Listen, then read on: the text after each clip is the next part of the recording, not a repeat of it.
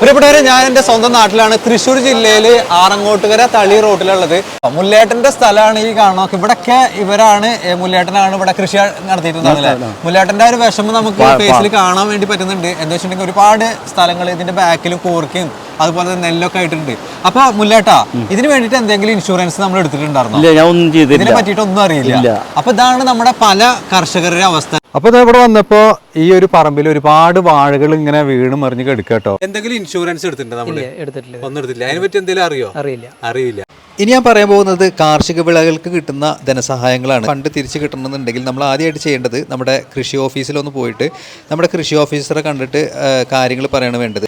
നമ്മൾ കൃഷി ഓഫീസറെ അടുത്ത് ഇത്തരം കാര്യങ്ങൾ പറഞ്ഞിട്ടുണ്ടെങ്കിൽ അവരൊരു FIR രജിസ്റ്റർ ചെയ്യും. 10 ദിവസത്തിൻ്റെ ഉള്ളിൽ നമുക്ക് ഓൺലൈനായിട്ട് ഒരു രജിസ്ട്രേഷൻ കൂടി ചെയ്യേണ്ടതുണ്ട്. നമുക്ക് സംഭവിച്ചിട്ടുള്ള നാശനഷ്ടങ്ങളുടെ ഓരോ ഇനത്തിനും നിശ്ചയിച്ചിട്ടുള്ള ഒരു എമൗണ്ട് ഉണ്ട്. അത് നിങ്ങൾക്ക് തിരിച്ചു കിട്ടാനുള്ള ഒരു ചാൻസ് കൂടിയാണ്. അപ്പോൾ നിങ്ങളൊരു കർഷകനാണെന്നുണ്ടെങ്കിൽ നിങ്ങൾക്ക് ഇൻഷുറൻസ് എടുക്കാനും അതുപോലെ തന്നെ ഈ ഒരു നമുക്ക് ധനസഹായം കിട്ടുന്നതിൻ്റെ ഓൺലൈൻ രജിസ്ട്രേഷനൊക്കെ വേണ്ടിയിട്ട് നമ്മുടെ ആറങ്ങോട്ടുകരയിലുള്ള ESSA CSC സെൻറ്ററുമായി കോൺടാക്റ്റ് ചെയ്യാവുന്നതാണ്. കോൺടാക്ട് നമ്പർ ഞാനിവിടെ ഷെയർ ചെയ്യുന്നുണ്ട്.